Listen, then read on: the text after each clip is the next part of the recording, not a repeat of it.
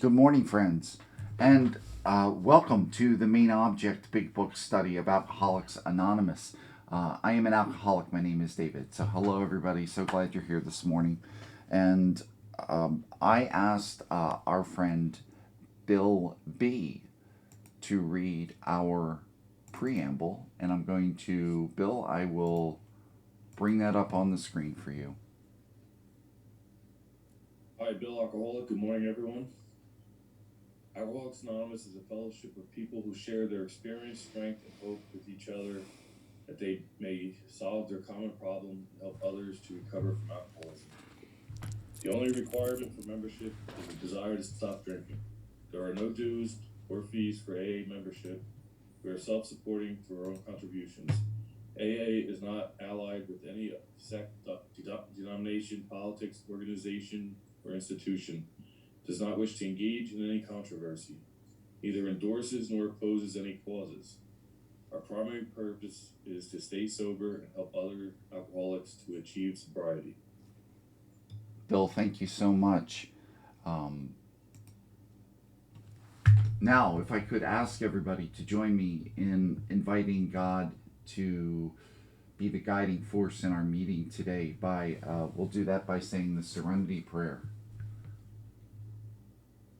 God, grant us the serenity to accept the things we cannot change, the courage to change the things we can, and the wisdom to know the difference.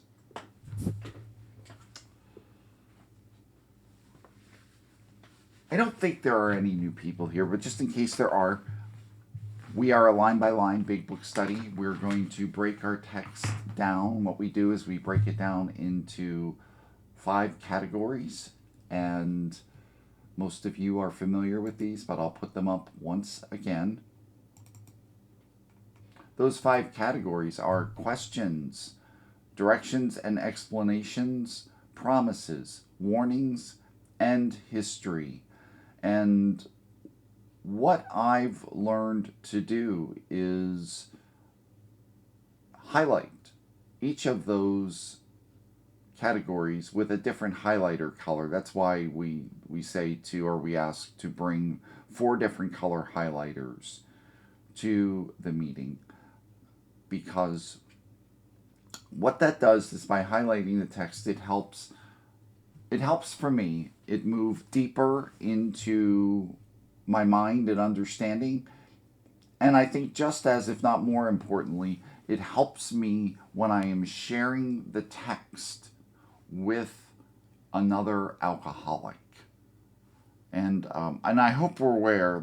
I understand there are some of us that are newer to the program here, and the idea of sharing the text with another person may seem like, oh my God, that's. I just know myself. That's like PhD level. I am.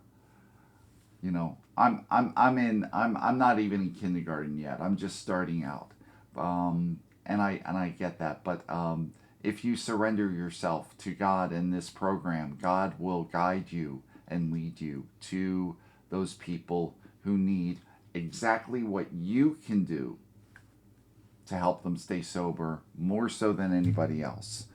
And so, anyway, those are the 5 categories. And our format is, I'll share on our text today until about 7 o'clock a.m. And then we'll open it up for questions and discussion, comments, so forth.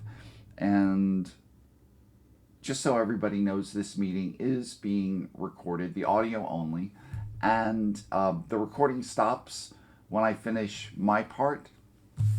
And I hope everybody knows that's not because my part's more valuable than anybody else's. It's just that I've encountered in the past some people are a little queasy about having their comments recorded or put out there. So I want to respect that. And in addition, I have a little. It is an AA announcement. It's just an outside announcement. Outside of this meeting, for those of you who attend the meditation meeting on Tuesday nights, please be aware that from this point forward, from now on, Our meditation meeting has a brand new Zoom code. Actually, this Tuesday night will be the first time we'll be using that new Zoom code. I just posted a flyer in the chat for the new, has the new Zoom code on it. If you can't see it, if you're on a mobile device or something like that, send me a private chat message, and I will make sure you get a copy of that flyer at some point this morning. To bring it back to where we are today, we are in, there is a solution. We are on page 24. We are near the top, and we are going to go through 24, 25, and onto the top of 26, God willing.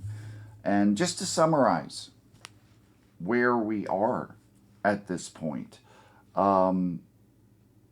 if you were here last week or you're familiar with this text where we are, immediately before today's reading, Bill, the author, explains that our disease, along with creating cravings in us, is also characterized by an obsession of the mind. And that obsession so dominates our mind that we are unable to save ourselves using all the same problem-solving tools and strategies that we use successfully in many other areas of our lives. So our usual problem-solving strategies won't work for us when it comes to our alcoholism. In today's reading, Bill really drives it home. He offers chilling detail. And that detail clearly illustrates our complete inability to save ourselves through our own will or minds. And so we'll see that in action today as we read. We're starting at near the top of page 24 with the italicized part. The fact is that, just to make it simple, the entire page is a warning of, now it kind of veers into other categories, but for the most part, the main intent here is a warning. So rather than go through line by line, I'll just tell you the top of this page and everything. You can see my page is entirely pink. So, and I'll just start reading. Now, I hope everyone's aware that in our text, when they use italicized print, they are trying to point out something that is absolutely critical. To my knowledge, I could be wrong, except for chapter headings, nothing is bolded in the text. But this is the equivalent of having something in bold or all in caps. And so what he says is, the fact is that most alcoholics, for reasons yet obscure, have lost the power of choice in drink. Our so-called willpower becomes practically non-existent. We are unable, at certain times, to bring into our consciousness with sufficient force the memory of the suffering and humiliation of even a week or a month ago. We are without defense against the first drink. We've gotten a lot of information so far, but this is something he really wants to drive home. And why does he want to drive that home? Not just because it's an important fact, but because our natural tendency is to go in the opposite direction. And what do I mean by that? I mean that our tendency is to say things like, I've heard in meeting, and this is not to denigrate another alcoholic, but just to say that when you hear comments like, I don't drink because I choose not to drink today. I can relate to that. I can relate to that thought. I can relate to not understanding, being not just early in my recovery, but even a bit into my recovery, not understanding the depths of the powerlessness and the obsession, not understanding what it meant to absolutely need a spiritual solution. So I assumed, because I thought my mind was the be all and the end all of everything, I thought I was sober because I now understood my problem and I now understood what I needed to do in order to be sober. So I was now making a choice to be sober. However, unbeknownst to me, I was building my house on sand. And it was a very shaky foundation. Because what Bill tells us here is that we with regarding alcohol, we lose the ability to make a choice and then hold to that choice. And that's the thing. See, I chose to not drink many times. But rather than me tell you what happened, I'll let Bill illustrate it, because he's so, he nails it exactly what my experience was.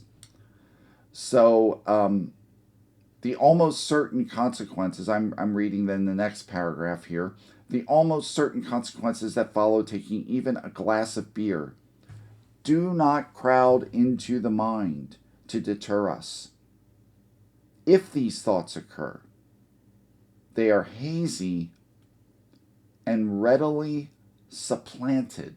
Supplanted means pushed aside by the old threadbare idea that this time we shall handle ourselves like other people. There is a complete failure of the kind of defense that keeps one from putting his hand on a hot stove. That distinction is important, because what Bill is saying is that the same kind of problem solving that you use to survive in the world, this is the one area where it's not going to work. I'll give you an example. I learned in driver's ed, I probably knew it before driver's ed, that when I was in a vehicle and I approached a stop sign, that I needed to put on the brake and stop. I have never, even when drunk, to the best of my recollection, I have never just blown through a stop sign. Now, I realize the group I'm talking to. I realize that there may be some with different experience. But I've never blown through a stop sign and gone like, dang, I forgot you're supposed to stop there. However, substitute a drink for the stop sign, and I've done that numerous times. And Bill explains here.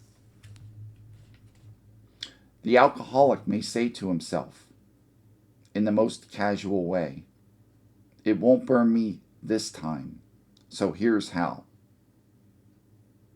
Or perhaps he doesn't think at all. And again, not to denigrate, but what I want to do is I really want to drive home the reality of our disease. And that is, I get a little, sometimes I get a little uneasy when I hear comments from other well-meaning, well-intentioned, good alcoholics But those comments lean in the direction of, you know, I have to remember to always think the drink through. Because what I realize today and what the book is telling me is that if I have the ability to successfully stay sober by thinking the drink through, I probably don't have alcoholism. I have maybe something else. I'm like a hard drinker. I'm the hard drinker. See, hard drinkers can think the drink through and stay sober over the long term through that strategy. On the other end of it, I have heard certain members, when others have gone out, say to an alcoholic, "You drank because you chose to drink." Well, I found that not to be true in my case either. I didn't. So what was it? The truth is, it's like someone took my brain and put it offline. And I just picked up a drink. I had a drink in my hand. And Bill will explain it in a few moments. I had a drink in my hand, and I was totally oblivious to the fact that I had committed to stop. I didn't choose, and I didn't fail to think it through. It just appeared in a strange way. Perhaps he doesn't think at all. How often have some of us begun to drink in this nonchalant way, and after the third or fourth pounded on the bar and said to ourselves, "For God's sake, how did I ever get started again?" My version of that was to go, "Damn, I was supposed to have stopped." This is like after like the third beer. Oh man, what happened? I was supposed to stop. Completely baffled. Can I just do this? Can I take a poll? Has anyone else had that experience? Can I see some? Oh, thank God. I'm glad that there are some other alcoholics here who are like me.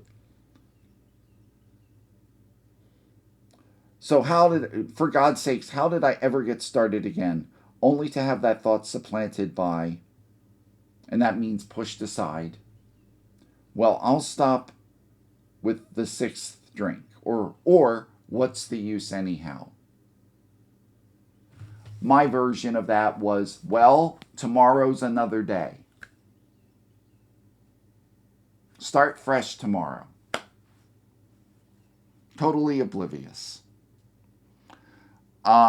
It's like, and like, just to use another analogy, it is like there is this other person who lives inside my body. And this other person, he's a perfectly nice person, I think anyway. He is, he's a lot like me. He looks like me. He talks like me. He thinks like me, except he believes he can drink normally. And this person has no awareness or recollection of anything ever said in Alcoholics Anonymous, or anything that I may have ever said about my drinking. This person's never read the big book. This person thinks helping others is ridiculous. You look out for who? You look out for number one.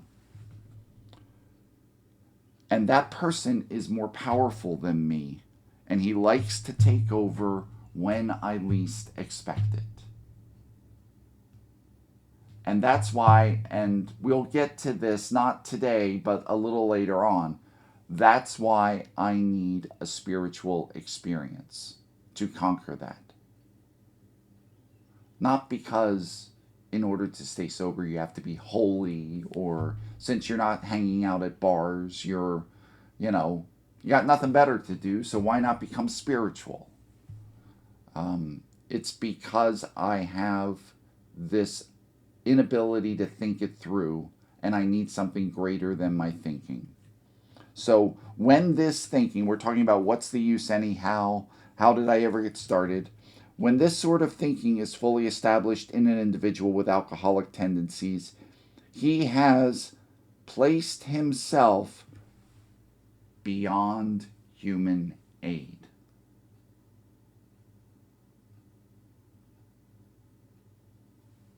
I'm going to read that again. He has probably placed himself beyond human aid. And that means that Robbie can't help me.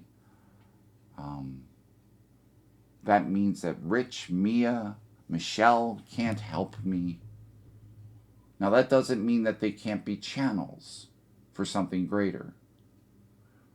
But it means that my thinking can't help me. Those are all human powers. And I'm beyond that. These stark and ugly facts have been confirmed by legions, and legions means many. By legions of alcoholics throughout history. Now we're on the top of page 25. This next sentence is actually, now we're changing up the category. This next sentence is actually a promise or a reward. But for the grace of God, there would have been thousands more convincing demonstrations. Meaning the grace of God has saved thousands of people. At this point in time, it's been millions. But the grace of God has saved thousands of people from that. And now we are back to a warning. So many want to stop but cannot. Actually, that is a warning. I would say primarily that is a warning.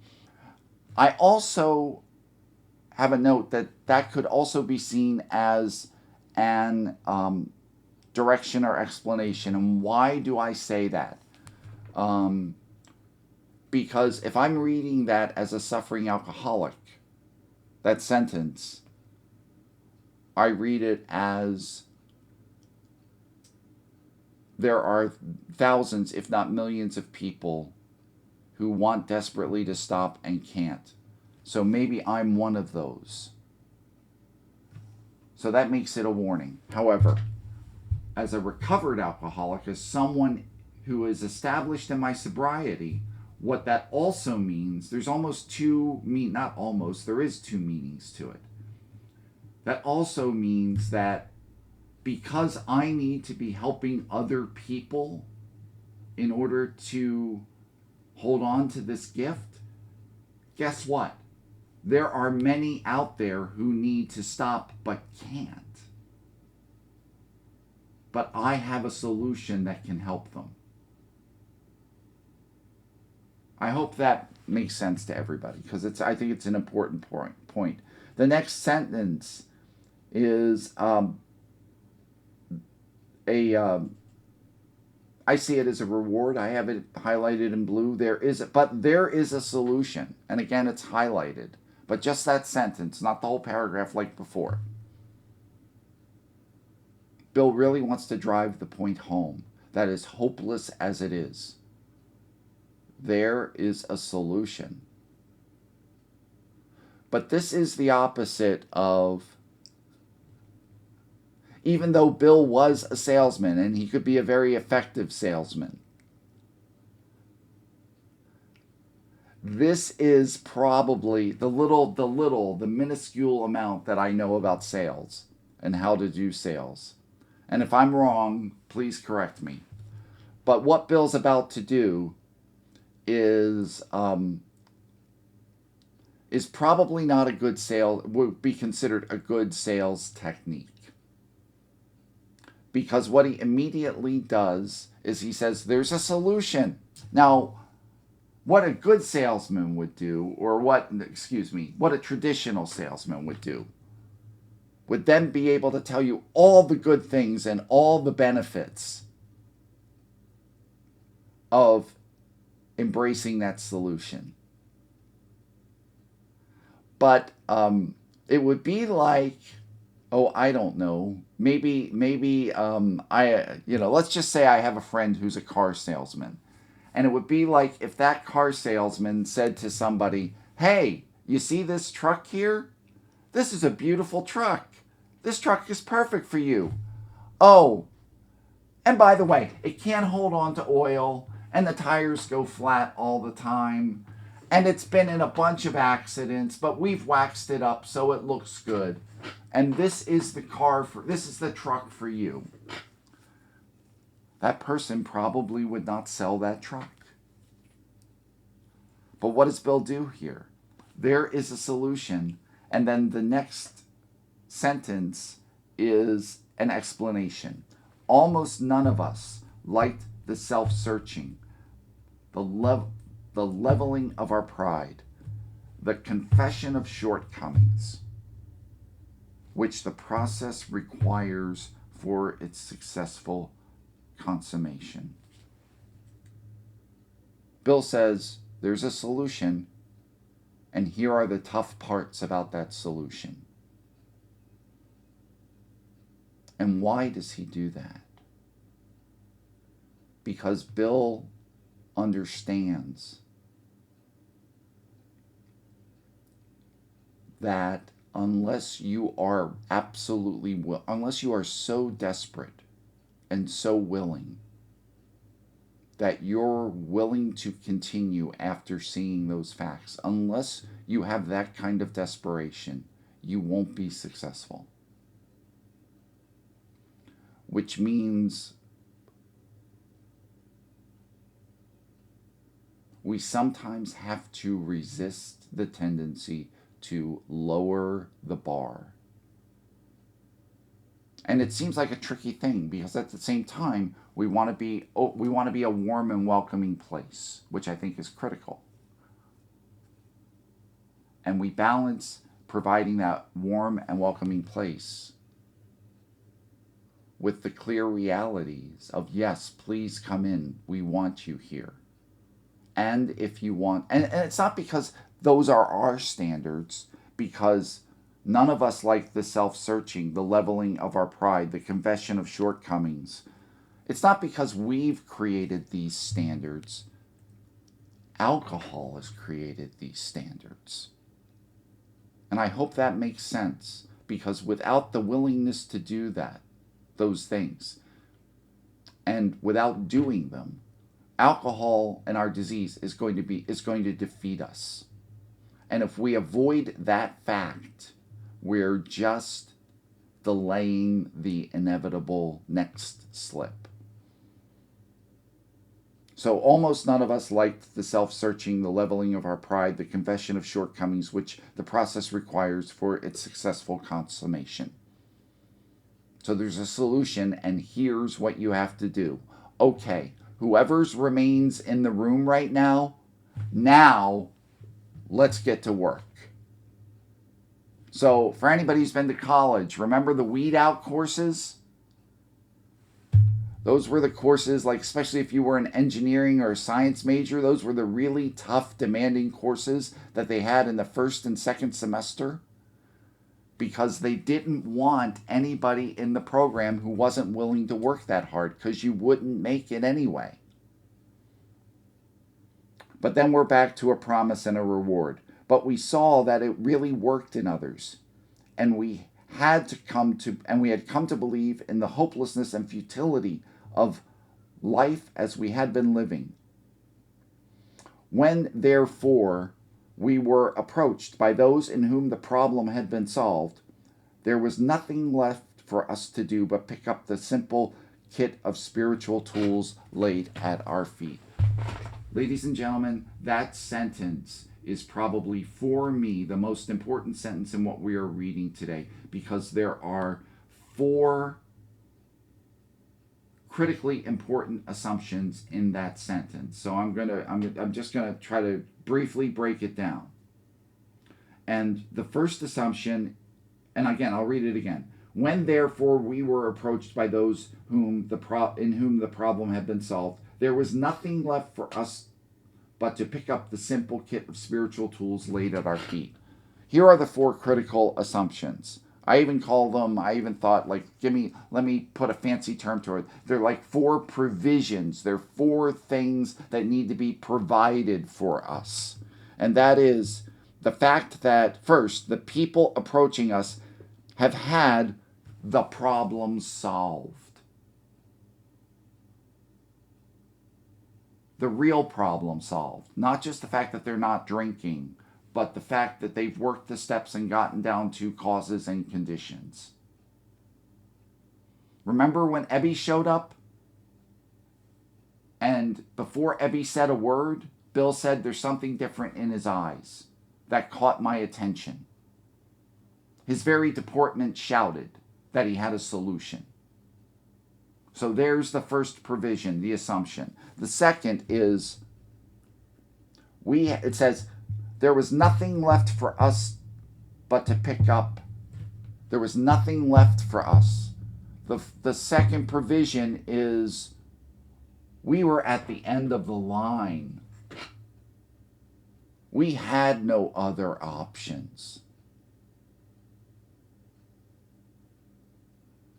I mean, if I could go to meditation class, or I could go see a therapist instead of doing this AA thing, if I believe those things, if I'm like weighing, well, do I do this or do I do that? Then I'm not ready, according to the authors. The person who's ready is the person saying, I've tried everything else and I got nothing. So that's the second provision. There was nothing left for us to do but pick up the simple kit of spiritual tools. Third provision, that a simple kit of spiritual tools had somehow been provided for us. That means that when I'm approaching an alcoholic, I'm not just telling them my story, but I'm laying out for them, here is the simple kit of spiritual tools. And the fourth provision, the kit of spiritual tools was laid at our feet. What does that mean? That kit has been laid at the feet of those in need. Well, if they want it, they're going to pursue me. They're going to call me and they're going to, well, okay, but this is saying what we do is we lay that kit of tools at their feet. We lay it out. Now, that doesn't mean we try to save them, but it means that we go to them. We found much of heaven, and we have been rocketed into a fourth dimension of existence, which we had not even dreamed. Now, that sentence before then about the lay the kit of spiritual tools, I won't go into that again, but basically Bill is summarizing, yo, recovering alcoholic, here's the program. Here are your marching orders right here. And then what does Bill say? The next sentence, we found much of heaven. So if we do these things, if we ensure that others have these 4 provisions, here's what we get. We get much of heaven. And we have been rocketed into a fourth dimension of existence. This is the second time Bill has used that term, fourth dimension of existence. On page 8, he talks about being catapulted into a fourth dimension of existence. So this isn't just some random analogy or metaphor he's using. This is something very real to him. And what he means by that, as we'll see in a moment, is the world of spirit. We've been rocketed into it. I'll do this. Since I'm over, I will do my best to just run through the rest of this as quickly as possible. The great fact is just this, and okay, so all of that, except for that top sentence there near the top, is promise, and this next sentence is promise. The great fact is just this and nothing less. And again, I want to punch at the term nothing less, which means do not minimize what we are about to say. Do not shortchange what is about to come. We're not shortchanging it, and don't use shortchange it when you talk to that new person. We have had deep and effective spiritual experiences which have revolutionized our whole attitude toward life, toward our fellows, and toward God's universe. Several things. You see the asterisk over after spiritual experiences, and we go down to the bottom of the page and it says, see spiritual experience. They mean Appendix 2, I believe, on page 569. And unlike me, for years, we're actually going to go directly to, we're going to follow direction. And so next week, we don't have time today, but next week, rather than continue on in this chapter, we're going to take a little field trip to Appendix 2 and focus on page 569, spiritual experience. So just FYI. So we've had deep and effective spiritual experiences which have revolutionized, and that doesn't just mean like changed in a big way. Revolutionize means, if you look up the definition, it means a radical, profound change in government. Like the Revolutionary War. So what that means is that our whole kind of governing rules, our whole set of governing rules about how we live our life and how we move through the world has been changed. So it's revolutionized our whole attitude toward life, toward our fellows, and towards God's universe. The central fact of our lives today is the absolute certainty that our Creator has entered into our hearts and lives in a way which is indeed miraculous. That is a reward. It is a benefit of the program. And as a recovering alcoholic, it's also direction, meaning that when I tell my story to another alcoholic or a room of alcoholics, what's the central fact I want to communicate? The absolute certainty that God has entered into my heart and life in a way that is indeed miraculous. He has commenced to accomplish those things for which we could never do by ourselves, and that's a reward.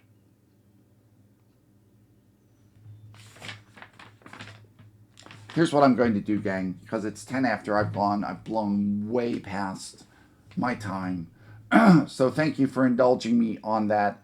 We have another paragraph, but there's a couple points in here that I really want to emphasize as well, because they're so critically important. So I'm going to leave those. Here's what we're going to do. So next week, we will start with that paragraph, then jump to 569 and do spiritual experience. So with that, we just have a few minutes. My apologies. But I want to open it up for thoughts, comments,